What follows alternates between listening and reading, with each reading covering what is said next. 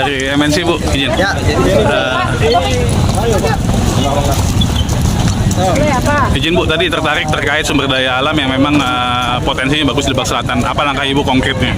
Yang pasti kita perbaiki infrastruktur jalan. Contoh misalnya industri wisata, maka travel time dan transit time itu akan lebih cepat. Hari ini kita melihat potensi sudah sangat luar biasa, tapi masih banyak orang yang belum datang ke sini kan persoalan travel time dan transit time. Yang kedua juga tentu dengan pertanian, sumber daya alam yang luar biasa, dan ini juga menjadi pendorong bagaimana ada hilirisasi di bidang pertanian, perkebunan dan yang lainnya. Karena apalagi saya lupa tadi ada bilang tentang kelautannya. Ini kan ada laut birunya.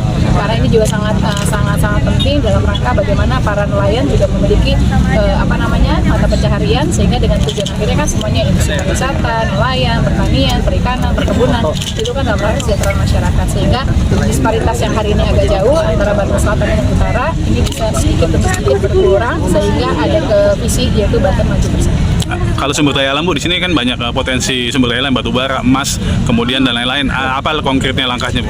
Kita lakukan kajian. Satu, penambangan itu tidak boleh merugikan kepentingan masyarakat. Dan yang kedua, bagaimana juga alam sekitarnya. Nah, ini kan ada beberapa hal, kewenangan di tingkat provinsi, ada kewenangan di tingkat nasional. Tentu kita harus nanti berkoordinasi dengan Kementerian Sumber SDM, dengan kita wilayah untuk perizinan dan yang lainnya. Kami memahami di lapangan juga kita menemukan izin penambangan rakyat yang itu berkeinginan agar ada legalitasnya. Ini juga harus kita dorong. Jadi jangan sampai nanti para petani yang dari penambang yang sudah turun-temurun ada di situ, tapi karena nggak ada izin ilegal, akhirnya kan dikejar-kejar secara hukum. Ini yang kami temukan di lapangan. Yang mudah-mudahan kita pemerintah harus hadir dan ada menyelesaikan dan membantu bagaimana ada solusi yang terbaik.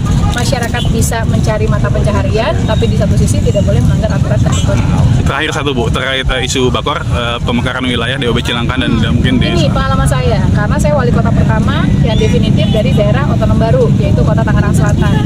Saya sudah melihat beberapa hal dan sudah berdiskusi dengan beberapa tokoh, potensinya sangat ada yang bisa sampaikan. Tapi kita harus lagi lebih fokus terhadap celah fiskal bahwa sehingga ada kemandirian. Karena tujuan dari pemekaran wilayah pertama yaitu untuk memperpendek jalur birokrasi.